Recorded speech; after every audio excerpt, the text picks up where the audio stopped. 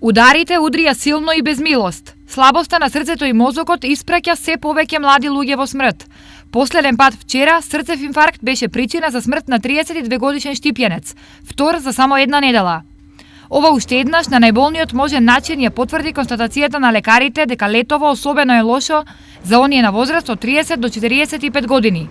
Токму тие се и се почести пациенти на нервното оделение. Изминатиот месец најмладиот пациент со мозочен удар имаше околу 40-45 години.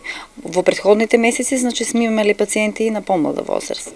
Зошто срцата и мозокот на младите им попуштаат толку многу? Тоа најчесто се случува поради стресот, кој што е многу присутен во денешно време, поради неправилен начин на живење, неправилен начин на исхрана. Само во моментов на нервното оделение има 107 пациенти, од кои 61 се примени во последните неколку денови.